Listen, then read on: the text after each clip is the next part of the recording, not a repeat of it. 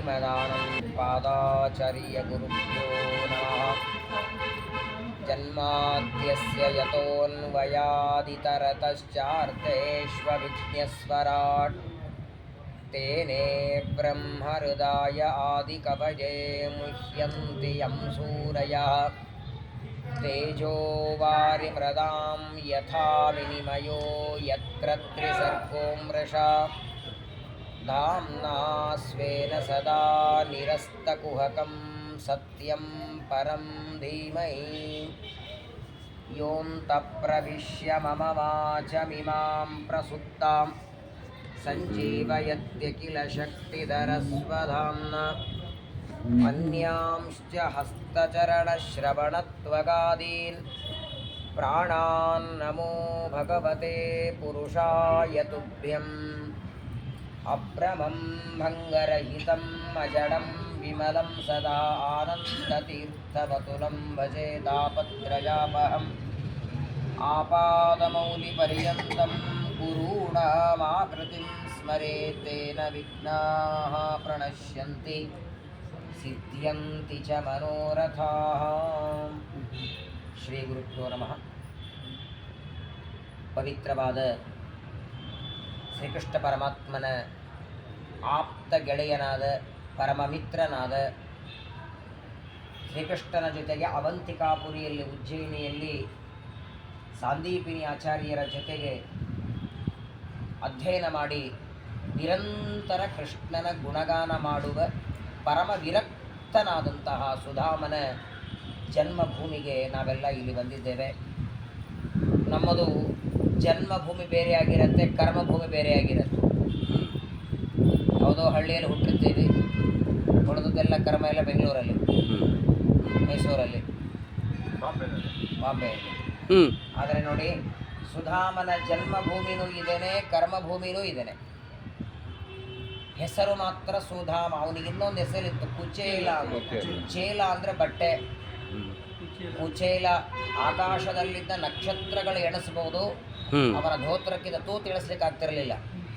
ಪರಮ ದಾರಿದ್ರ್ಯ, ಮೈತುಂಬ ಬಟ್ಟೆ ಇಲ್ಲ, ಊಟಕ್ಕೆ ಅನ್ನ ಇಲ್ಲ, ಮನೆ ಇಲ್ಲ. ಇವತ್ತಿದು ಧಾಮ ಆಗಿದೆ. ಸುಧಾಮ ವಾಸ ಮಾಡುವಾಗ ಸಣ್ಣದಾದ ಕಟ್ಟಿಗೆಯ ಮನೆ, ಅತ್ಯಂತ ಬಡವ ಅಂದರೆ ಪರಮ ಬಡವ. 4 ಜನ ಮಕ್ಕಳು, ಸುಶೀಲ ಅಂತ ಹೆಂಡತಿ. ಏನೋ ಜೀವನ ಮಾಡುತ್ತಿದ್ದ. ಆದರೆ ಪ್ರತಿನಿತ್ಯ ತನ್ನ ಹೆಂಡತಿಗೆ ಒಂದು ಮಾತು ಹೇಳ್ತಿದ್ದ ಸುಧಾಮ. ದ್ವಾರಕಾಧೀಶ ಕೃಷ್ಣ ನನ್ನ ಗೆಳೆಯ ಅಂತ ಹೇಳ್ತಿದ್ದ, ಹೆಮ್ಮೆಯಿಂದ ಹೇಳ್ಕೊತಿದ್ದ. ಮತ್ತೆ ಸಾಂದೀಪಿನಿ ಆಚಾರ್ಯರ ಹತ್ರ ಅಧ್ಯಯನ ಮಾಡ್ತಾ ಇದ್ವಿ ನಾವಿಬ್ಬರು. 12 ವರ್ಷ ಸಮಗ್ರವಾದ ಷಡಂಗ ವೇದಗಳ ಅಧ್ಯಯನ ಮಾಡೀವಿ ಅಂತ ನಿತ್ಯ ಹೆಂಡತಿ ಮುಂದೆ ಹೇಳಬೇಕು. ಕೇಳಿ ಕೇಳಿ ಕೇಳಿ ಕೇಳಿ ಒಂದಿನ ಹೆಂಡತಿ ಅಂತಾಳೆ, ದ್ವಾರಕಾಧೀಶ ಗೆಳೆಯ ಅಂತೀರಿ. ಅವನು ನೋಡಿದರೆ ದೊಡ್ಡದಾದ ದ್ವಾರಕೆ ಕಟ್ಟಿಕೊಂಡು 4 ದಿಕ್ಕಿಗೆ 4 ಬಾಗಿಲುಗಳು ದ್ವಾರಕೆಗೆ. ಒಂದೊಂದು ದ್ವಾರದಲ್ಲಿ 2 ಇಬ್ಬಿಬ್ಬರು ದ್ವಾರಪಾಲಕರು. ಅಷ್ಟು ಶ್ರೀಮಂತ ಗೆಳೆಯ ಇದ್ದಾನೆ. ಒಂದು ದಿನ ಅವನ ಹತ್ರ ಹೋಗಿ ಊಟಕ್ಕೆ ಅನ್ನ, ಅಕ್ಕಿನೋ ಬೇಳೆನೋ ಬಟ್ಟೆನೋ ಕೇಳ್ಕೊಂಬಂದು, ನಮಗೆ ಬೇಡ, ಮಕ್ಕಳಿಗೆ. ಜಗತ್ತೊಳಗೆ ಯಾರತ್ರಾದರೂ ಕೈ ಚಾಚಿ ಬೇಡುವಾಗ ನಾಚಿಕೆ ಆಗತ್ತೆ, ಆದರೆ ಕೆಲವರ ಹತ್ರ ಬೇಡುವಾಗ ನಾಚಬಾರದಂತ. ಮೊದಲನೇದ್ದು, ನಾವು ಕಷ್ಟದಲ್ಲಿದ್ದಾಗ ಮೊಟ್ಟ ಮೊದಲಿಗೆ ಕೈ ಚಾಚೋದು ಗೆಳೆಯನ ಹತ್ರ. ಹಾಗಾಗಿ ದ್ರೋಣಾಚಾರ್ಯರು ತಮ್ಮ ಮಗನಾದ ಅಶ್ವತ್ಥಾಮರಿಗೆ ಹಾಲು ಕೊಡೋದಕ್ಕೆ ಆಕಳಬೇಕು. ಅವರ ಮೊಟ್ಟ ಮೊದಲು ನೆನಪಾಗಿದ್ದೇ ಅವನಿಗೆ ದ್ರುಪದ ರಾಜ.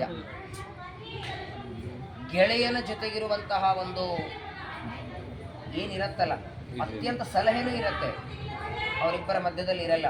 ಅಷ್ಟು ದೊಡ್ಡ ಪರಮಾತ್ಮ ಗೆಳೆಯ ಅಂತೀರಿ. ಏನಾದರೂ ಬೇಡ್ಕೊಂಡು ಬನ್ನಿ ಅಂತ ಒಂದಲ್ಲ ಎರಡಲ್ಲ, ಬೆಳಗಾದರೆ ಸುಧಾಮನ ಹೆಂಡತಿ ಸುಶೀಲ ಇದನ್ನೇ ಹೇಳಬೇಕು, ಹೋಗಿ ಬನ್ನಿ ದ್ವಾರಕೆಗೆ, ಹೋಗಿ ಬನ್ನಿ ದ್ವಾರಕೆಗೆ ಅಂತ. ಇವನು ಹೋಗೋದಕ್ಕೆ ಹೆದರ್ತಿರಲಿಲ್ಲ.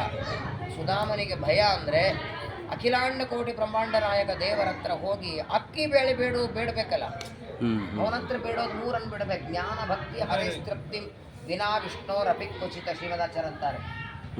ಪ್ರಪಂಚದಲ್ಲಿ ಎಲ್ಲೂ ಸಿಗದೇ ಇದ್ದದ್ದನ್ನು ದೇವರ ಹತ್ರ ಬಿಡಬೇಕು. ನಿನ್ನ ಜ್ಞಾನ ಕೊಡು, ಭಕ್ತಿ ಕೊಡು, ಸಂಸಾರದಲ್ಲಿ ವೈರಾಗ್ಯ ಕೊಡು ಅಂತ ಬಿಡಬೇಕು.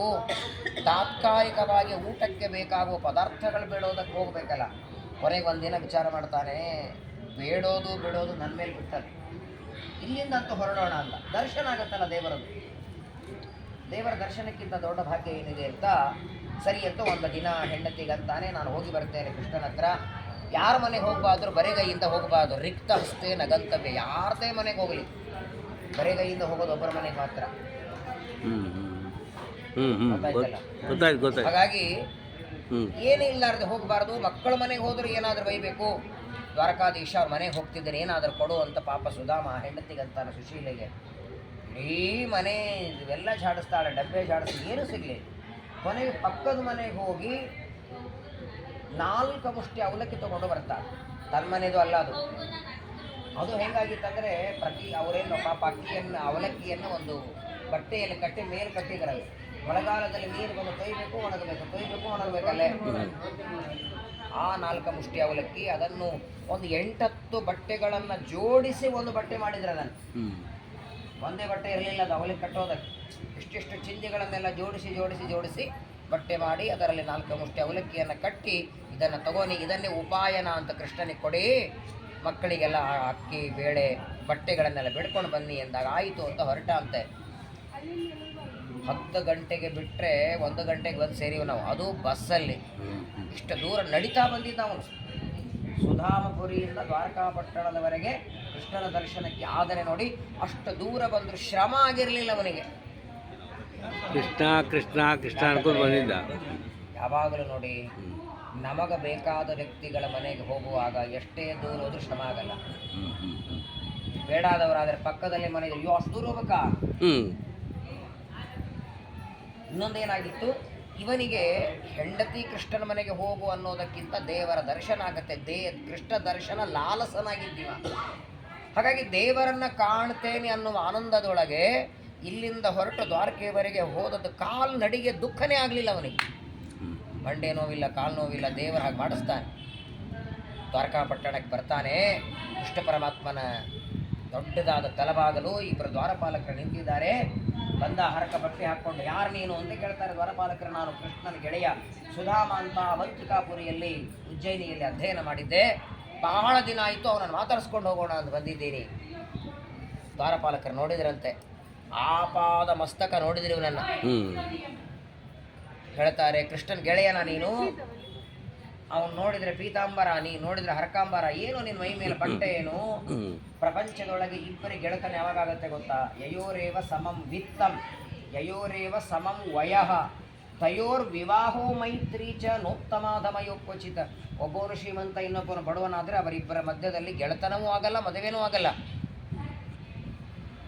ಅವನೆಲ್ಲಿ, ನೀನೆಲ್ಲಿ? ಏನೋ ಬೆಳಗ್ಗೆ ಭಿಕ್ಷೆಗೆ ಬೆಳಗಂದಿದೆಯಾ?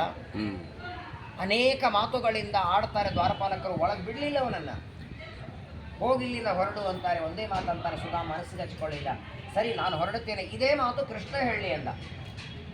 ಕೃಷ್ಣನಿಗೆ ಹೋಗಿ ಹೇಳಿ, ನಿನ್ನ ಗೆಳೆಯ ಬಂದಿದ್ದ ಸುಧಾಮ ಅಂತ, ಅವನನ್ನು ಒಳಗೆ ಬಿಡಬೇಕು, ಅಲ್ಲಿಂದಲೇ ಕಳಿಸ್ಬೇಕು.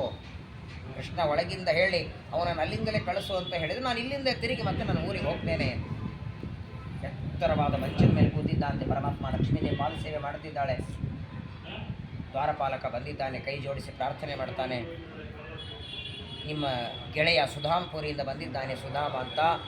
ತುಂಬ ಬಡಕ ಇದ್ದಾನೆ, ಮೈ ಮೇಲೆ ಬಟ್ಟೆ ಎಲ್ಲ ಹರಿದು ಹೋಗಿದೆ. ಬಾಗಲ ಹತ್ರ ಬಂದು ನಿಂತಿದ್ದಾನೆ. ಇಷ್ಟೇ ಹೇಳಿದ್ದಾನೆ. ಅವನನ್ನು ಒಳಗೆ ಕಳಿಸ್ಬೇಕೋ ಕಳಿಸ್ಬಾರದೋ ಇನ್ನು ಮಾತಾಡೇ ಇಲ್ಲ ಅವನು. ದ್ವಾರಪಾಲಕ ಅವನನ್ನು ಇನ್ನು ಸುಧಾಮ ಬಂದಿದ್ದಾನೆ, ವಾರ್ತೆ ಕಿವಿಗೆ ಬಿದ್ದಿದೆ, ಮಂಚದ ಮೇಲಿಂದ ಹಾರದ ಅಂತ ಕೃಷ್ಣ ಕೆಳಗೆ ಓಡಿ ಬರ್ತಾನೆ. ಓಡಿ ಬಂದದ್ದೇ ಬಂದು ಸುಧಾಮನನ್ನು ತಾನೇ ಎತ್ತುಕೊಂಡು ಹೆಗಲ ಮೇಲೆ ಕೂಡಿಸ್ಕೊಂಡು ಒಳಗೆ ಕರ್ಕೊಂಡು ಬರ್ತಾನೆ. ಅನಂತ ಕೋಟಿ ಬ್ರಹ್ಮಾಂಡ ನಾಯಕ. ಕೈಗೊಬ್ಬ ಕಾಲಿಗೊಬ್ಬ ಆಳುಗಳೆಲ್ಲ ಬ್ರಹ್ಮಾದಿ ದೇವತೆಗಳು ಇವನ ಪಾದದ ಧೂಳಿ ಬೇಕು ಅಂತ ಅಪೇಕ್ಷೆ ಪಡ್ತಾರೆ. ಶ್ರೀಮದಾಚಾರ್ಯ ಅಂತಾರೆ, ಯತ್ಪಾದ ಪಂಕಜ ರಜ ಶಿರಸಾ ಬಿಭರ್ತಿ ಶ್ರೀರಬ್ಜಶ್ಚ ಗಿರೀಶೈ ಸಹ ಲೋಕಪಾಲೈ. ಏನಾದರ ಮಾಡ್ತಾನೆ ಸುಧಾಮನಿಗೆ. ಓಡಿ ಬಂದ ಸುಧಾಮನನ್ನು ಎತ್ತಿಕೊಂಡು ಕರ್ಕೊಂಡು ಹೋಗ್ತಾನೆ. ಅವನನ್ನು ನೋಡಿದರೆ ಪರಮಾನಂದ ದೇವರಿಗೆ. ಹೆಂಡತಿಗೆ ರುಕ್ಮಿಣಿಗೆ ಹೇಳ್ತಾನೆ, ನೀರು ಕಾಯಿಸೋದಕ್ಕಿಡುವಂಥ ಬಿಸಿ ನೀರು. ತಾನೇ ಸುಧಾಮನಿಗೆ ಎಣ್ಣೆ ಹಚ್ಚುತ್ತಾನೆ. ಬಿಸಿ ಬಿಸಿ ನೀರಿನಿಂದ ಸ್ನಾನಕ್ಕೆ ಹಾಕಿದ. ಉಡೋದಕ್ಕೆ ಹೊಸ ಬಟ್ಟೆ ಕೊಡ್ತಾನೆ. ಒಳ್ಳೆ ಸುಗ್ರಾಸವಾದ ಅಡಿಗೆಯನ್ನು ಮಾಡಿಸಿ ಸುಧಾಮ ಕೂತಿದ್ದಾನೆ, ಕೃಷ್ಣ ಪಕ್ಕದಲ್ಲಿ ಕೂತಿದ್ದಾನೆ, ಬಡಿಸ್ತಾನೆ, ಚಾಮರ ಹಾಕ್ತಿದ್ದ ಅಂತ. ನಿಧಾನ ಮಾಡು ಊಟ ಅಂತಾನೆ. ಊಟ ಆದ ಮೇಲೆ ಇಬ್ಬರು ಮಂಚದ ಮೇಲೆ ಕೂತಿದ್ದಾರೆ. ಗುರುಕುಲದಲ್ಲಿ ತಾವು ಕಳೆದ ಕ್ಷಣಗಳನ್ನು ಮಾತಾಡ್ತಿದ್ದಾರೆ. ಕೃಷ್ಣ ಅಂತಾನೆ, ಯಾಕೋ ಸುಧಾಮ ಬರಲೇ ಇಲ್ಲ ಬಹಳ ದಿನ, ಇಷ್ಟು ಹತ್ತಿರದಲ್ಲಿದ್ದು ಬರಲಿಲ್ಲ ನನ್ನ ನೋಡೋದಕ್ಕೆ ನೀನು, ಗುರುಕುಲ ಅಧ್ಯಯನ ಮುಗಿದ ಮೇಲೆ ಇವತ್ತು ಬರ್ತಾ ಇದ್ದಿ. ಹೆಂಡತಿ ಹೇಗಿದ್ದಾರೆ, ಮಕ್ಕಳೆಲ್ಲ ಹೇಗಿದ್ದಾರೆ, ಏನಾದರೂ ಬೇಕಾ? ಅವನೇ ಕೇಳ್ಬಿಟ್ಟ, ಏನಾದರೂ ಬೇಕಾ, ಏನಾದರೂ ಬಿಡೋದಕ್ಕೆ ಬಂದಿದ್ದಿ, ಅಕ್ಕಿ ಬೇಳೆ ಬರಲೇ ಇಲ್ಲ ಇವ್ರ ಬಾಯಿಯಿಂದ. ಎಲ್ಲ ಇದೆ ಸ್ವಾಮಿ, ಎಲ್ಲ ಇದೆ ಸ್ವಾಮಿ. ಕಣ್ಣೊಳಗೆ ದಳ ದಳ ನೀರು ಸುಧಾಮನಿಗೆ. ಅನಂತ ಕೋಟಿ ಬ್ರಹ್ಮಾಂಡ ನಾಯಕ ನೀನು, ಏನು ಆದರ, ಏನು ಗೌರವ. ಆ ಗೆಳತನ ಇನ್ನೂ ಪರಮಾತ್ಮ ನೆನಪಿನಲ್ಲಿ ಇಟ್ಕೊಂಡಿದ್ದಾನೆ. ಆ ಮಂಚದ ಮೇಲೆ ಕೂತ್ಕೊಂಡು ಸಾಂದೀಪಿನಿ ಆಚಾರ್ಯರ ಹತ್ರ ತಾವು ಕಳೆದ ದಿನಗಳನ್ನು ನೆನೆಸ್ತಾ ಕೃಷ್ಣ ಅಂತಾನೆ, ಸುಧಾಮ ನೀನು ನೆನಪಿದೆಯಾ, ನಾನು ನೀನು ಕಟ್ಟಿಗೆ ತರೋದಕ್ಕೆ ಹೋದಾಗ ಒಂದು ಘಟನೆ ನಡೆದಿತ್ತು, ನೆನಪಾಯ್ತಾ? ಜೋರಾಗಿ ಮಳೆ ಬರ್ತಿತ್ತು, ಕಟ್ಟಿಗೆ ಹೊರೆ ತಗೊಂಡು ಬರ್ತಿದ್ವಿ, ನೀನಿಷ್ಟು ಕಡಲೆ ಬೀಜ ತಂದಿದ್ದಿ ಬಿಸಿ ಬಿಸಿದು, ನಾನು ನೀನು ಅರ್ಧ ತಿಂದು ಬಂದಿದ್ವಿ. ಏನು ಆನಂದ ಸುಧಾಮನಿಗೆ, ಎಲ್ಲ ನೆನಪಿಟ್ಟುಕೊಂಡಿದ್ದಾನಲ್ಲ ದೇವರು. ನೋಡಿ, ನಾವೆಲ್ಲ ಪ್ರತಿನಿತ್ಯದಲ್ಲಿ ಪರಮಾತ್ಮನ ಮುಂದೆ ನೈವೇದ್ಯ ಮಾಡುವಾಗ ದ್ವಾದಶ ಸ್ತೋತ್ರ ಹೇಳ್ತೀವಿ. ದ್ವಾದಶ ಸ್ತೋತ್ರಕ್ಕೂ ಆ ನೈವೇದ್ಯಕ್ಕೂ ಏನು ಸಂಬಂಧ ಇದೆ? ಇಡೀ 12 ಅಧ್ಯಾಯ ದ್ವಾದಶ ಸ್ತೋತ್ರದಲ್ಲಿ ನೈವೇದ್ಯದ ಮಾತು ಒಂದು ಬರಲ್ಲ. ಶ್ರೀಮದಾಚಾರ್ಯರು ದ್ವಾದಶ ಸ್ತೋತ್ರ ರಚನೆ ಮಾಡ್ತಾ ಕೂತಿದ್ರು. ಇದೇ ದ್ವಾರಕೆಯಿಂದ ಹಡಗ ಹೊರಟಿತ್ತು. ಇದೇ ದ್ವಾರಕೆಯಿಂದ ಗೋಪಿಚಂದನದ ಗಡ್ಡೆಯನ್ನು ಒಬ್ಬ ವ್ಯಕ್ತಿ ನಾವಲ್ಲಿ ತುಂಬಿಕೊಂಡು ಹೊರಟಿದ್ದ. ಮಧ್ಯದಲ್ಲಿ ಆ ಗಡ್ಡೆ ಇಟ್ಟಿದ್ದ. ಎರಡೂ ಭಾಗದಲ್ಲಿ ಬೆಳ್ಳಿ ಬಂಗಾರ ಪದಾರ್ಥಗಳು. ಆಚಾರ್ಯರು ನದಿ ಸಮುದ್ರ ದಂಡೆಯಲ್ಲಿ ದ್ವಾದಶ ಸ್ತೋತ್ರ ಬರೀತಿದ್ದಾರೆ. ಆ್ಯಕ್ಚುಲಿ ಆಚಾರ್ಯರು ಶುರು ಮಾಡಿದ್ದು ಮತ್ಸ್ಯಕರೂಪ ಲಯೋಧ ವಿಹಾರಿನ, ಅಲ್ಲಿಂದ ಶುರು. ಆಮೇಲೆ ಒಂದೇ ಶುರುವಾಗಿತ್ತು. ಮಧ್ಯದಲ್ಲಿ ನಾವು ಬಂತು, ಜೋರಾಗಿ ಗಾಳಿ ಬೀಸಿ ಅಲ್ಲೋಲ ಕಲ್ಲೋಲವಾಗಿ ನಾವು ಮುಳುಗಬೇಕು. ಅಷ್ಟು ದೂರದಿಂದ ಆಚಾರ್ಯರನ್ನು ನೋಡಿ ಆ ವ್ಯಕ್ತಿ ಅಂತಾನೆ, ಸ್ವಾಮಿ ಪ್ರಾಣ ಉಳಿಸಿ ಅಂತ. ಆಚಾರ್ಯ ಕೈ ಮಾಡಿದ್ರು, ಏನು ಮಾಡಲಿಲ್ಲ, ಸುರಕ್ಷಿತವಾಗಿ ನಾವು ಬಂತು ದಂಡೆಗೆ. ನನ್ನ ಪ್ರಾಣ ಉಳಿಸಿದ್ದೀರಿ, ಏನಾದರೂ ಕೊಡ್ತೇನೆ ಎಂದಾಗ ಆಚಾರ್ಯರಂತಾರೆ, ಆ ಗೋಪಿಚಂದ್ರ ಗಡ್ಡೆ ಮಣ್ಣಿನ ಗಡ್ಡೆ ಅಲ್ಲ, ಅವನಿಗೆ ಗೋಪಿಚಂದ್ರ ತಿಳಿಲಿಲ್ಲ. ಮಣ್ಣಿನ ಗಡ್ಡೆ ಕೊಡು, ಅದನ್ನು ತೊಗೊಂಡು ಏನು ಮಾಡ್ತೀರಿ, ಬೆಳ್ಳಿ ಬಂಗಾರ ಕೊಡ್ತೇನೆ, ಬೇಡ ಅಂದ್ರೆ ಆಚಾರ್ಯ ಸಲುವಾಗಿ ವಿರಕ್ತ ಸನ್ಯಾಸಿಗಳು ನಾವು. ಆ ಗೋಪಿಚಂದ್ರ ಗಡ್ಡೆ ತೆಗೆದ್ರೆ ಅದರ 3 ಪ್ರತಿಮೆಗಳು ಬಂತು. ಅದರಲ್ಲಿ ಒಂದು ಕೃಷ್ಣನ ಪ್ರತಿಮೆ, ನನ್ವನನ್ನೇ ಶರಣಾತ್ಮನಾಂ ಸತಾಂ ಸಿದ್ಧಿ ವಿಘ್ನ ಮುಖ ದೋಷಭೇಷಜಂ. ಆಚಾರ್ಯರು ಅದನ್ನು ಉಡುಪಿಯಲ್ಲಿ ತಂದು ಪ್ರತಿಷ್ಠಾಪನೆ ಮಾಡಿದರಂತೆ. ಆ ದ್ವಾದಶ ಸ್ತೋತ್ರವನ್ನು ಆಗ ಆಚಾರ್ಯ ಬರಿತಾ ಇದ್ದರು. ಶ್ರೀಮದಾಚಾರ್ಯರ ಹತ್ತಿರ ಅಧ್ಯಯನಕ್ಕೆ 4 ಜನ ಶಿಷ್ಯನಿದ್ದರು. ಪದ್ಮನಾಭ ತೀರ್ಥರು, ನರಹರಿ ತೀರ್ಥರು, ಮಾಧವ ತೀರ್ಥರು, ಲಕ್ಷ್ಮೀ ತೀರ್ಥರು.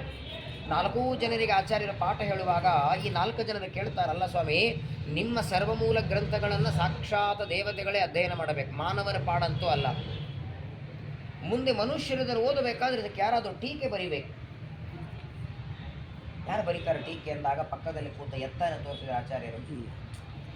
ಎತ್ತಿನ ರೂಪದಲ್ಲಿ ತಮ್ಮ ನಿತ್ಯದಲ್ಲಿ ಆಚಾರ್ಯರ ಸರ್ವಮೂಲ ಗ್ರಂಥಗಳನ್ನು ದೇವೇಂದ್ರ, ರಾಮಾವತಾರದ ವಾಲಿ, ಕೃಷ್ಣಾವತಾರದ ಅರ್ಜುನ ಎತ್ತಾಗಿ ಆಚಾರ್ಯರ ಗ್ರಂಥಗಳನ್ನು ಮೈಮೇಲೆ ಹೊತ್ಕೋತಿದ್ರು. ಈ ಎತ್ತು ಬರಿತದೆ ನನ್ನ ಗ್ರಂಥಗಳಿಗೆ ಟೀಕೆ ಅಂದದ್ದಕ್ಕೆ ಈ 4 ಜನರಿಗೆ ಕೋಪ ಬಂತು. ಪೆನ್ ತಗೊಂಡು ಬರೆಯೋದೆಲ್ಲ ಮನುಷ್ಯರು ಮಾಡ್ತಾರೆ, ಹೋಗಿ ಎತ್ತಿಗೆ ಹೇಳಿದ್ದಾರೆ, ಸರ್ಪ ದಟ್ಟೋಮ್ರಿಯೇತ, ಹಾವು ಕಚ್ಚಿ ಎತ್ತ ಸಾಯಲಿ ಎಂದು ಶಾಪ ಕೊಟ್ಟು. 4 ಜನರ ಶಾಪದಿಂದ ಹಾವು ಬಂತು, ಆ ಎತ್ತಿ ಕಚ್ಚಿದೆ, ಮೈತುಂಬ ವಿಷದ ಬಾಧೆ. ಆಗ ಆಚಾರ್ಯರು ತಾವು ದ್ವಾದಶ ಸ್ತೋತ್ರ ಬರೆದದ್ದನ್ನು ಪಠನ ಮಾಡ್ತಾ ಮಾಡ್ತಾ ಆಕಳ ಮೈ ಮೇಲೆ ಕೈ ಆಡಿಸ್ತಾರೆ. ಸಮಗ್ರ ವಿಷ, ಆಕಳ ವಿಷ ಪರಿಹಾರ ಆಯಿತು. ಅವತ್ತಿನಿಂದ ಅಡಿಗೆಯಲ್ಲಿ ಯಾವುದೋ ಅಪರಾಧದಿಂದ ವಿಷಗಳಾದರೆ ಅದರ ಪರಿಹಾರಕ್ಕೆ ದ್ವಾದಶ ಸ್ತೋತ್ರ ಪಠನ ಪದ್ಧತಿ ಬಂತು. ಕೆಲವೊಂದು ನಮ್ಮಲ್ಲಿ ಪದ್ಧತಿಯಾಗಿ ಬಂದಿರುತ್ತೆ. ಇವತ್ತು ಬೆಳಗ್ಗೆ ಊಟಕ್ಕೆ ಕೂತಾಗ ಹಾಡು ಹಾಡಿದರೆ, ಹಾಡು ಹಾಡಿದ ಕೂಡಲೇ ಒಂದು ಕೊನೆಗೆ ಹೇಳಿದ್ರಲ್ಲ, ಭೋಜನ ಕಾಲೇ ಸೀತಾಕಾಂತಂದು ಒಬ್ಬನೇ ಯಾಕೆ, ರುಕ್ಮಿಣಿಕಾಂತ ಸ್ಮರಣೆ ಜಯ ಜಯರಾಮನಲ್ಲ ಯಾಕೆ, ಸತ್ಯಭಾಮಕಾಂತ ಯಾಕನ್ನಲ್ಲ, ಲಕ್ಷ್ಮೀಕಾಂತ ಯಾಕನ್ನಲ್ಲ, ಸೀತಾಕಾಂತನಿಗೂ ಊಟಕ್ಕೂ ಏನಾದರೂ ಲಿಂಕ್ ಇದೆಯಾ? ಮತ್ತು ಅದೇ ಹಾಡವನ್ನು ಬೇರೆ ಯಾವಾಗ ಹಾಡಿದರೆ ಭಜನೆ ಮಾಡಿದಾಗ ಏನು ಮಾಡಿದಾಗ ಹಾಡಾದ ತಕ್ಷಣ ಹರೇ ಶ್ರೀನಿವಾಸ ಅಟ್ಟೆ ಅಂತೀರಿ. ಊಟಕ್ಕೆ ಕೂತಾಗ ಮಾತ್ರ ಸೀತಾಕಾಂತನ ಸ್ಮರಣೆ. ಒಂದು ಕಾರಣ ಇದೆ. ರಾಮಾಯಣದಲ್ಲಿ ಶ್ವೇತ ಅಂತ ಒಬ್ಬ ರಾಜ ಬರ್ತಾನೆ. ಬೇಕಾದಷ್ಟು ಬೆಳ್ಳಿ ಬಂಗಾರ ರತ್ನ ಮುತ್ತು ದಾನ ಮಾಡದ, ಅನ್ನದಾನ ಮಾಡಿರಲಿಲ್ಲ. ಅನ್ನದಾನ ಮಾಡದೇ ಇದ್ದದ್ದಕ್ಕೆ ದೇಹ ಬಿಟ್ಟ ಯಮಲೋಕಕ್ಕೆ ಹೋಗ್ತಾನೆ. ಯಮಲೋಕಕ್ಕೆ ಹೋದರೆ ಅವನು ಶ್ರಾದ್ದಗಳು ಯಾರೂ ಮಾಡಲಿಲ್ಲ. ಅವನ ಹೆಣವನ್ನು ನೀರಲ್ಲಿ ತೇಲಿ ಬಿಟ್ರಂತೆ, ಶ್ವೇತರಾಜನ ಹೆಣವನ್ನು. ಯಮದೂತರಿಗಂತಾನೆ ಹಸಿವೆ ಆಗ್ತಿದೆ ಅಂದಾಗ ಅಲ್ಲಿ ಹೋಗೋ ನೀನು ಹೆಣ ಬಿದ್ದೆ ತಿನ್ನು ಹೋಗು ಅಂದ್ರೆ, ನೀನು ಯಾರಿಗೆ ಅನ್ನದಾನ ಮಾಡಿಲ್ಲ ನಿನಗೆ ಅನ್ನ ಕೊಡಲ್ಲ ಅಂತ. ಆ ಯಮಲೋಕದಿಂದ ಬಂದು ನೀರಲ್ಲಿ ತೇಲುವ ಹೆಣ ತಿಂದು ಹೋಗ್ತಿದ್ದ ಅವನು. ಒಂದು ದಿನ ಅಗಸ್ತ್ಯರ ಬೇಟೆಯಾಯಿತು. ಅಗಸ್ತ್ಯರಿಗೆ ಪ್ರಾರ್ಥನೆ ಮಾಡ್ತಾನೆ, ನನ್ನ ದುರ್ದೈವ ಪರಿಸ್ಥಿತಿ ಏನು ಮಾಡಲಿ ಅಂದಾಗ ಅಗಸ್ತ್ಯರಂತಾರೆ, ಹೂವಿನಿಂದ ಒಂದು ಮಾಲೆ ಮಾಡು, ಆ ಮಾಲೆಯನ್ನು ರಾಮದೇವರ ಕೊರಳಿಗೆ ಹಾಕು, ನಿನ್ನ ಈ ದಾರಿದ್ರ್ಯ ಹೋಗಿ ಸುಗ್ರಾಸವಾದ ಊಟ ಅನ್ನ ನಿನಗೆ ಸಿಗತ್ತೆ. ಸರಿ ಅಂತ ಶ್ವೇತರಾಜ ಹೂವಿನ ಮಾಲೆಯನ್ನು ಮಾಡದ, ಆದರೆ ಹಾಕೋದಕ್ಕೆ ನನಗೆ ಧೈರ್ಯ ಸಾಲೋದಿಲ್ಲ ಅಂದ. ನೀವೇ ಹಾಕಿ ಅಂತ ಅಗಸ್ತ್ಯರ ಕೈಯಲ್ಲಿ ಕೊಡ್ತಾನೆ. ಅಗಸ್ತ್ಯರು ಪರಮಾತ್ಮನ ಕೊರಳಿಗೆ ಮಾಲೆ ಹಾಕ್ತಾರೆ. ಅವತ್ತಿನಿಂದ ಯಾವ ಪರಮಾತ್ಮನ ಕೊರಳಿಗೆ ಮಾಲೆ ಹಾಕಿದ್ದಕ್ಕೆ ಇವನ ಹಸಿವೆ ಹೋಗಿ ಸಂಪೂರ್ಣವಾಗಿ ಇವನ ಹೊಟ್ಟೆಗೆ ಬೇಕಾಗುವಷ್ಟು ಸುಗ್ರಾಸವಾದ ಅನ್ನ ಸಿಕ್ತು ಶ್ವೇತರಾಜನಿಗೆ. ಹಾಗಾಗಿ ಅವತ್ತಿನಿಂದ ಅನ್ನದಾನದ ಕಾಲದಲ್ಲಿ, ಊಟ ಮಾಡುವ ಕಾಲದಲ್ಲಿ ಸೀತಾಕಾಂತನ ಸ್ಮರಣೆ ರೂಢಿಗೆ ಬಂತು. ಒಂದೊಂದು ಕೆಲಸ ಮಾಡುವಾಗ ಪ್ರಾತಃ ಕಾಲ ಎದ್ದು ರಾತ್ರಿ ಮಲಗುವವರೆಗೆ ನಾವು ಮಾಡುವ ಎಲ್ಲ ಕೆಲಸಗಳಲ್ಲಿ ದೇವರ ಸ್ಮರಣೆ ಮಾಡಬೇಕು. ಇಬ್ಬರು ಮಾತಾಡ್ತಾ ಕೂತಿದ್ದಾರೆ. ಇದು ಗುರುಕುಲದಲ್ಲಿ ಕಳೆದ ಕ್ಷಣಗಳನ್ನು ಮಾತಾಡ್ತಿದ್ದಾರೆ. ಒಂದು ಸಲ ಏನಾಗಿತ್ತು, ಕೃಷ್ಣ ಮತ್ತು ಸುಧಾಮ ನೋಡಿ, ಹಿಂದಿನ ಕಾಲ ಗುರುಕುಲ, ನಾವು ಮಂಡೂರಲ್ಲಿ ಇದ್ದೆ ಮುಂಚೆ ವೇದೇಶ ತೀರ್ಥ ವಿದ್ಯಾಪೀಠದಲ್ಲಿ. ನಾವಿದ್ದಾಗ ತುಂಬ ಕಷ್ಟ.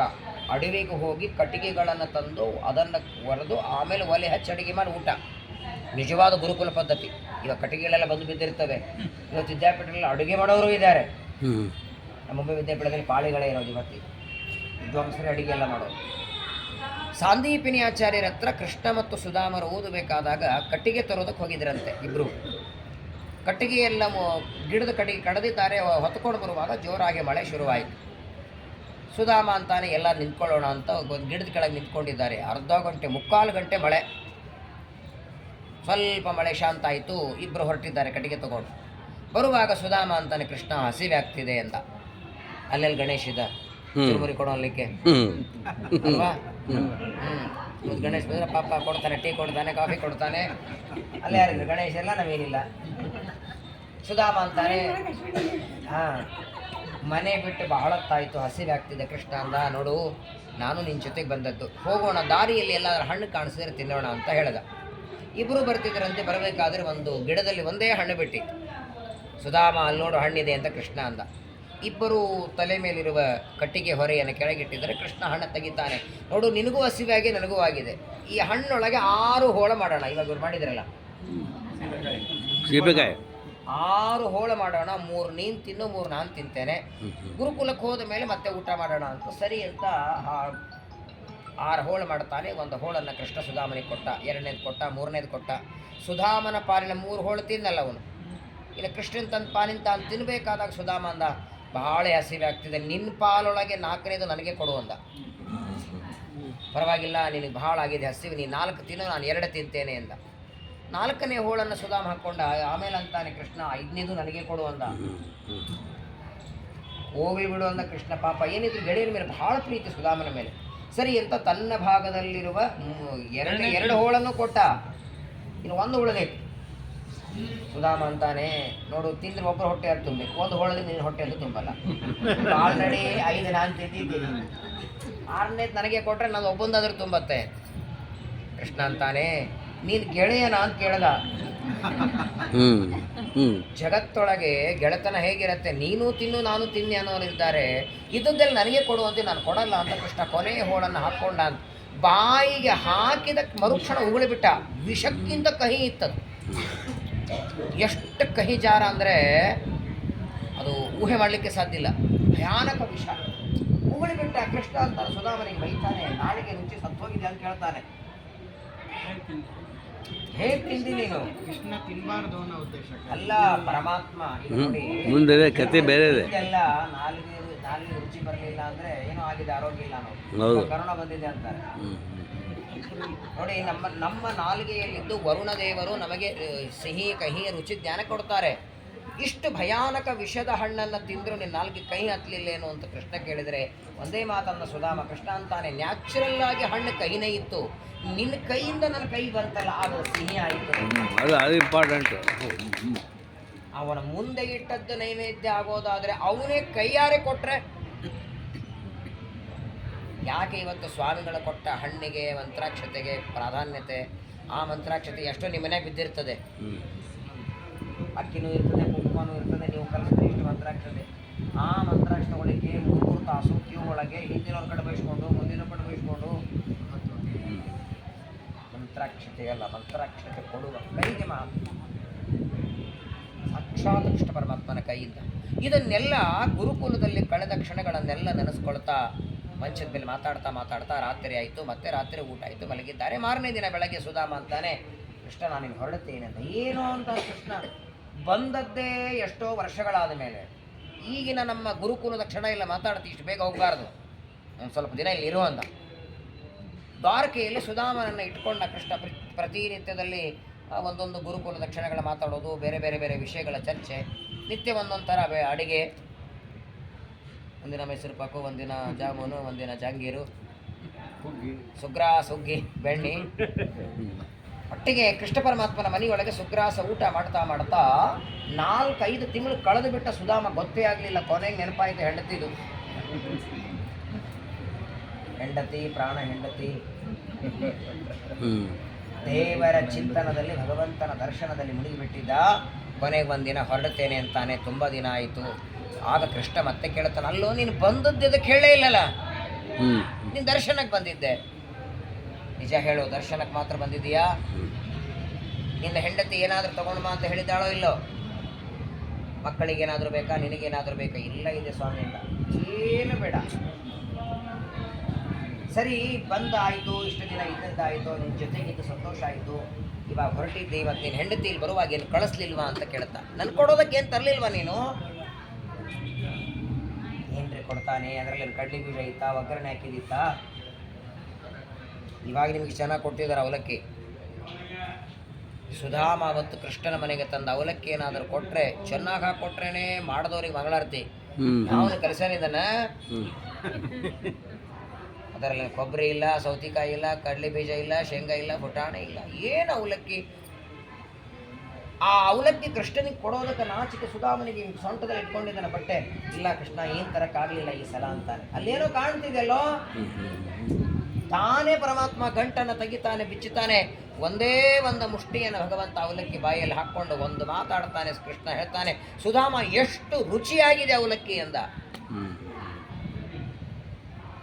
ನಾವು ದೇವರಿಗೆ ಏನು ಕೊಡ್ತೇವೆ ಮಹತ್ವದ್ದಲ್ಲ, ಎಷ್ಟು ಕೊಡ್ತೇವೆ ಮಹತ್ವದ್ದಲ್ಲ, ಹೇಗೆ ಕೊಡ್ತೇವೆ ಅನ್ನೋದು ಮಹತ್ವ. ಬಂಗಾರದ ಮಂಟಪನೇ ಬೇಕು, ವಜ್ರ ಮಂಟಪನೇ ಬೇಕು ಅಂತ ಅಪೇಕ್ಷೆ ಪಡಲ್ಲ. ಒಂದು ತುಳಸಿ ದಳ ಕೊಟ್ಟು 5 ಬತ್ತಿನ ಮಂಗಳಾರತಿ ಮಾಡಿ, ಸ್ವಾಮಿ ನನ್ನ ಹತ್ರ ಇಷ್ಟ ಇದೆ ಅಂತ ತಗೊಳ್ತಾನವನು. ಅದಕ್ಕೆ ಗೀತೆಯಲ್ಲಿ ಹೇಳುವಾಗ ಬರೇ ಪತ್ರಂ ಪುಷ್ಪಂ ಫಲಂ ತ್ವಂ ಹೇಳಿಲ್ಲ, ಯೋ ಮೇ ಭಕ್ತಿಯ ಪ್ರಯಚ್ಛತಿ. ಭಕ್ತಿಯಿಂದ ತುಳಸಿ ದಳ ಕೊಟ್ಟರು ಸಾಕು. ಒಂದು ಮುಷ್ಟಿಯನ್ನು ಅವಲಕ್ಕಿಯನ್ನು ಕೃಷ್ಣ ತಿಂದ ಅಂತೆ. 2ನೇ ಮುಷ್ಟಿ ಅವಲಕ್ಕಿಯನ್ನು ಕೃಷ್ಣ ತಿನ್ನುವಾಗ ರುಕ್ಮಿಣಿ ಬಂದು ಕೈ ಹಿಡಿತಾಳೆ, ನಮಗೂ ಒಂದು ಸ್ವಲ್ಪ ಪ್ರಸಾದ ಇರಲಿ ಅಂತ. ಅಲ್ಲ, ಗಂಡ ತಿನ್ನುವಾಗ ಹೆಂಡತಿ ಬಂದು ಕೈ ಹಿಡಿಯೋ ತಪ್ಪಲ್ಲೇನು? ನಮಗೂ ಸ್ವಲ್ಪ ನೋಡ್ತೀನ್ರಿ, ಹಿಂದೆ ಮುಂದೆ ಎಲ್ಲ ನೀವೇ ತಿಂದ್ರೆ ನಾವೇನು ಮಾಡೋದು? ಹಿಂಗೆ ಅಂತಕ್ಕದ್ದಲ್ಲ. ಮತ್ತು ರುಕ್ಮಿಣಿ ಕೈ ಹಿಡಿದ್ಲಲ್ಲ ಅಂದರೆ ಅದಕ್ಕೆ ಶ್ರೀನಿವಾಸ ತೀರ್ಥ ಟಿಪ್ಪಣಿ ಬರೀತಾನೆ. ಅದಕ್ಕೆ ನೀನು ಹೇಳಿದೆ ನಿಮಗೆ, ಅವಲಕ್ಕಿ ವಿಷಯದಲ್ಲಿ ದೊಡ್ಡ ಗೊಂದಲ ಇದೆ. ಯಾದವಾರಿಯರಂತಾರೆ, 2ನೇ ಮುಷ್ಟಿಯನ್ನು ಕೃಷ್ಣ ತಿನ್ನೋದಕ್ಕೆ ಒಯ್ದಿರಲಿಲ್ಲ.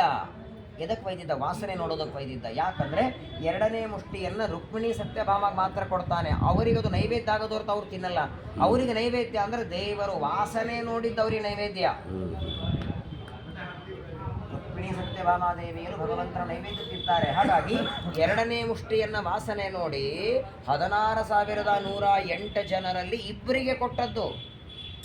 ಯಾಕಂತ ಕೇಳಿ ಶ್ರೀಮದಾಚಾರ್ಯ ಅಂತಾರೆ, ಕೃಷ್ಣನ ಮಡದಿಯರಲ್ಲಿ 3 ಭಾಗ ಇದೆ. ಸಾಕ್ಷಾತ್ ಲಕ್ಷ್ಮೀ, ರುಕ್ಮಿಣಿ, ಸತ್ಯಭಾಮ. ಜಾಂಬವತಿ, ನೀಲಾ, ಭದ್ರ, ಕಾಲಿಂದಿ, ಮಿತ್ರವಿಂದ, ಲಕ್ಷಣ ಅಂತೇಳಿ ಷಣ್ಮಹಿಷಿಯರು ತಾರತಮ್ಯದಲ್ಲಿ ಗರುಡಶೇಷ ರುದ್ರರ ನಂತರದಲ್ಲಿ ಬರ್ತಾರೆ ಅವರು. ಅವರಲ್ಲಿ ಲಕ್ಷ್ಮೀದೇವಿಯ ಸನ್ನಿಧಾನ. 16,108 ಜನರ 100 ಜನರಲ್ಲಿ ಆವೇಶ, ಎಲ್ಲರೂ ಬೇರೆ. ಹಾಗಾಗಿ ಒಂದು ಮುಷ್ಟಿ ತಾನು ತಿಂತಾನೆ, 2ನೇ ಮುಷ್ಟಿ ವಾಸನೆ ನೋಡಿ ರುಕ್ಮಿಣಿ ಸತ್ಯಭಾಮ ದೇವಿಗೆ, 3ನೇ ಮುಷ್ಟಿಯನ್ನು ವಾಸನೆ ನೋಡಲಿಲ್ಲ, ಕೈಯಿಂದ ತಗೊಂಡು 16,100 ಜನರಿಗೆ ಕೊಟ್ಟ. 4ನೇ ಮುಷ್ಟಿ ನೀ ಹೆಂಡತಿ ಮಕ್ಕಳಿಗೆ ಪ್ರಸಾದ ತಗೊಂಡು ಹೋಗು ಅಂತ ಕಳಿಸ್ಕೊಟ್ಟು. 4 ಮುಷ್ಟಿ ಅವಲಕ್ಕಿಯನ್ನು ತಂದದ್ದು. ಒಪ್ಪಿಡಿ ಒಪ್ಪಿಡಿ ಅಂತ ಆ ದಾಸರ ಹಾಡದಲ್ಲಿ ಹೇಳಿದ್ದು ಕೃಷ್ಣ ತಿಂದದ್ದನ್ನು ಇಟ್ಕೊಂಡು ಹೇಳಿದ್ದವು, ತಂದದ್ದಲ್ಲ. ತಂದದ್ದು 4 ಮುಷ್ಟಿ, ತಾನು ಕೃಷ್ಣ ಪರಮಾತ್ಮ ತಿಂದದ್ದು 1 ಮುಷ್ಟಿ ತಿಂತಾನೆ. 2ನೇದು ರುಕ್ಮಿಣಿ ಸತ್ಯಭಾಮದೇವಿಗೆ, 3ನೇದು 16,100 ಜನರಿಗೆ, 4ನೇದನ್ನು ತಗೊಂಡು ಹೋಗಂತಾನೆ. ಪ್ರಸಾದವನ್ನು ಕಟ್ಟಿಕೊಂಡ, ಪ್ರದಕ್ಷಿಣೆ ಹಾಕ್ತಾನೆ, ನಮಸ್ಕಾರ ಮಾಡ್ತಾನೆ. ಕೃಷ್ಣ ಹೋಗಿ ಬರ್ತೀನಿ ಅಂದ. ಸುಧಾಮ ಅಂತ ಕೃಷ್ಣ ಹೇಳ್ತಾನೆ, ಹೋಗಿ ಬರ್ತೀನಿ ಅಂತಿದ್ದಿ, ಹೋಗಿ ಬಾ, ಮತ್ತೆ ಮತ್ತೆ ಬಾ, ನಿನಗೆ ಯಾವಾಗ ನೆನಪಾದಾಗ ಬಾ, ಈಗಲೂ ಕೇಳ್ತಿದ್ದೀನಿ, ಏನಾದರೂ ಬೇಕಾದ್ರೆ ಬೇಡ ಕೊಡ್ತೇನೆ. ಏನಿಲ್ಲ ಸ್ವಾಮಿ, ನಾನು ಬರ್ತೀನಿ, ನನ್ನ ಅನುಗ್ರಹದಿಂದ ಎಲ್ಲ ಸರಿ ಇದೆ ಅಂದ. ಪ್ರದಕ್ಷಿಣೆ ಹಾಕ್ತಾನೆ, ನಮಸ್ಕಾರ ಮಾಡ್ತಾನೆ. 4 ಹೆಜ್ಜೆ ಬರ್ತಾನೆ ಸುಧಾಮ, ಮತ್ತೆ ಓಡಿ ಬಂದ. ಏನಾಯ್ತು ಅಂತ ಕೇಳ್ತಾನೆ. ಇಲ್ಲ, ಇನ್ನೊಂದು ಪ್ರದಕ್ಷಿಣೆ ಹಾಕ್ತೇನೆ ಅಂತ. ಬಿಟ್ಟು ಹೋಗ್ಲಿಕ್ಕೆ ಆಗ್ತಾ ಇಲ್ಲ ಅವನಿಗೆ. ಕಲ್ಲಿನ ಪ್ರತಿಮೆ ನೋಡಿಬಿಟ್ಟೆ ಶ್ರೀನಿವಾಸ ನೋಡಿ ಹೊರಗೆ ಬರಲ್ಲ, ನಾವು ಬರಲ್ಲ ಅಂತ ದಬ್ಲಿಕ್ಕೆ ನಿಂತಿರ್ತಾರೆ. ಮೂಲರಾಮದೇವರ ಪ್ರತಿಮೆನೋ ತಾಮ್ರದವರ ಹಿತಾಳೆ ಪ್ರತಿಮೆನೇನು ಆನಂದ ಆಗುತ್ತೆ. ಸಾಕ್ಷಾತ್ ಚಿನ್ಮಯ ರೂಪಿ ಪರಮಾತ್ಮನನ್ನು ನೋಡಿ ತಿರುಗಿ ಬರೋದಕ್ಕೆ ಮನಸ್ಸು ಬರುತ್ತಾ? ಪದೇ ಪದೇ ಪ್ರದಕ್ಷಿಣೆ ಆಗ್ತಾನೆ, ನಮಸ್ಕಾರ ಮಾಡ್ತಾರೆ, ಕಾಲ ಮೇಲೆ ಕಣ್ಣಿಟ್ಟಿದ್ದಾನೆ. ಕಣ್ಣೊಳಗೆ ದಳ ದಳ ಆನಂದ ಬಾಷ್ಪ, ಕಣ್ಣೀರಿನಿಂದ ಪಾತೊಳಿತಾನೆ. ಮತ್ತೆ ಯಾವಾಗ ನೀನು ದರ್ಶನಕ್ಕೆ ಬರ್ತೇನೆ ಗೊತ್ತಿಲ್ಲ ಕೃಷ್ಣ ಅಂತಾನೆ. ಮತ್ತೆ ಬಾ ಅಂತಾನೆ ಕೃಷ್ಣ. ಪ್ರದಕ್ಷಿಣೆ ಹಾಕ್ತಾನೆ, ನಮಸ್ಕಾರ ಮಾಡ್ತಾನೆ. ಯಾಕೋ ನಾನು ಬಿಟ್ಟು ಹೋಗ್ಲಿಕ್ಕೆ ಮನಸ್ಸು ಆಗ್ತಾ ಇಲ್ಲ ಏನೋ, ಒಂದು ಕೆಲಸ ಮಾಡೋಣ, ಅರ್ಧ ದಾರಿಯವ್ರು ಬಿಡೋದಕ್ಕೆ ಬರ್ತೇನೆ ನಡಿಯಲ್ಲ, ಅಲ್ಲಿವರೆಗೆ ಮತ್ತೆ ಗುರುಕುಲದ ಮಾತಾಡ್ತಾ ಹೋಗೋಣ. ಬರಬೇಡ ಅಂದ ಸುಧಾಮ. ನೀನು ಅಲ್ಲಿವರೆಗೆ ಬಂದರೆ ನಾನು ತಿರುಗಿ ಮನೆಗೆ ಹೋಗೋದಿಲ್ಲ, ಮತ್ತೆ ಓಡಿ ನಿನ್ನ ಜೊತೆ ಬರ್ತೇನೆ. ಇಲ್ಲ, ಬರ್ತೇನೆ ನಡಿ ಅಂತಾನೆ. ದ್ವಾರಕೆಯಿಂದ ಅರ್ಧ ದಾರಿವರೆಗೆ ಅದೇ ಗುರುಕುಲದ ಮಾತುಗಳು, ಬೇರೆ ಬೇರೆ ಬೇರೆ ವಿಚಾರಗಳನ್ನು ಮಾತಾಡ್ತಾ ಅರ್ಧ ದಾರಿಗೆ ಬರ್ತಾನೆ. ಸುಧಾಮ ಅಂದ, ಇನ್ನು ಸ್ವಲ್ಪ ಹೊತ್ತು ಹೋದ್ರೆ ನನ್ನ ಮನೆಯೇ ಬರುತ್ತೆ, ನೀನು ಹೊರಡು ಅಂತಾನೆ. ಕೊನೆ ಸಾರಿ ಕೇಳ್ತಿದ್ದೀನಿ ಸುಧಾಮ, ನೀನು ಬಂದು ಇಷ್ಟು ದಿನ ಆಯಿತು, ನಾನು ಕೇಳಿ ಕೇಳಿ ಸಾಕಾಯಿತು, ಏನಾದರೂ ಬೇಕು ಬೇಡ ಕೊಡುತ್ತೆ. ಅರ್ಧ ದಾರಿಗೆ ಬಂದಾಗಲೂ ಕೃಷ್ಣ ಕೇಳ್ತಾನೆ, ಏನಾದರೂ ಬೇಡ ಅಂದಾಗ ಆಗ ನಿಂತುಕೊಂಡು ಸುಧಾಮ ಅಂತಾನೆ, 1 ಬೇಕು ಕೊಡ್ತೀಯಾ ಅಂತ ಕೇಳ್ತಾನೆ. 1 ಬೇಕು ನಿನ್ನಿಂದ. ಇದನ್ನೇ ಹೇಳ್ತಿರೋದು ನಿನಗೆ 3-4 ತಿಂಗಳಿಂದ ನಿತ್ಯ ಕೇಳ್ತಿದ್ದೆ, ಏನಾದರೂ ಬೇಡ ಏನಾದರೂ ಬೇಡ ಅಂತ. ಮನೆ ಬೇಕಾ ಇರೋಕ್ಕೆ, ಸಂಪತ್ತು ಬೇಕಾ, ಮಕ್ಕಳಿಗೆ ಏನಾದರೂ ಬಟ್ಟೆ ಗಿಡಬೇಕಾ, ಅಡುಗೆ ಬೇಕಾ, ಊಟ ಬೇಕು, ಏನು ಬೇಕು ಕೇಳುತ್ತಾ, 1 ಕೊಡುವಂತ.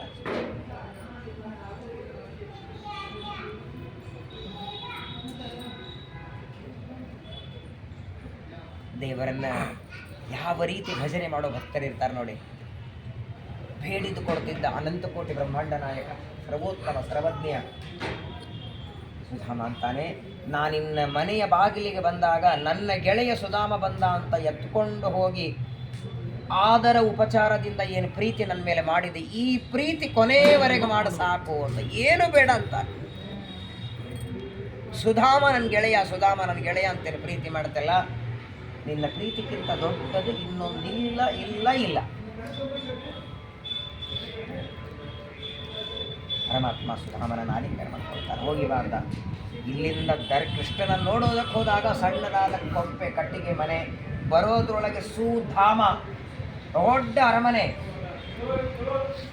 ಮೈತುಂಬ ಬಂಗಾರದ ಆಭರಣಗಳು ಹಾಕ್ಕೊಂಡು ರೇಷ್ಮೆ ಸೀರೆ ಉಟ್ಕೊಂಡು ಸುಧಾಮನ ಹೆಂಡತಿ ಸುಶೀಲ. ಸುಧಾಮ ಅಲ್ಲಿಂದ ಬರ್ತಾನೆ, ನೋಡ್ತಾನೆ, ಕಟ್ಟಿಗೆ ಮನೆ ಇತ್ತು, ಯಾರು ಎತ್ತು ಹೊಡೆದಿದ್ದಾರೆ. ಬೆಂಗಳೂರಲ್ಲಿ ನೋಡಿ ರಾತ್ರಿ ಬೆಳಗ್ಗೆ ಯಾರು ತೆಗೆದಿಟ್ಬಿಟ್ಟಿರ್ತಾರೆ, ಒಂದಿನ ಇರಲ್ಲ. ನಾನು ಹೋಗಿ ಬರೋದ್ರಲ್ಲಿ ಏನೋ ಆಗಿದೆ, ನನ್ನ ಹೆಂಡತಿ ಮಕ್ಕಳೆಲ್ಲ ಬೀದಿ ಪಾಲಾಗಿದ್ದಾರೆ ಅಂತಿದ್ದು. ಅಷ್ಟೊತ್ತಿಗೆ ಅರಮನೆಯಿಂದ ಸುಧಾಮನ ಹೆಂಡತಿ ಬರ್ತಾಳೆ, ಬನ್ರಿ ಇದೇ ನಮ್ಮ ಮನೆ ಅಂತ. ತುಂಬ ಒಡವೇನು ಸುಧಾಮ ಅನ್ನ ಲಾಟ್ರಿ ಹೊಡಿತಾ, ಎಲ್ಲಿ ಬಂದಿಷ್ಟೆಲ್ಲ. ನಾನಂತೂ 1 ಬಿಡಿಗೆ ಆಸೆ ಕೃಷ್ಣನ ಹತ್ರ ಬೇಡಲಿಲ್ಲ. ನೀವು ಯಾವುದನ್ನು ಬೇಡಲಿಲ್ಲ, ಆದರೆ ನಿಮ್ಮ ಗೆಳೆಯ ಕೊಡೋದನ್ನು ಬಿಡಲಿಲ್ಲ.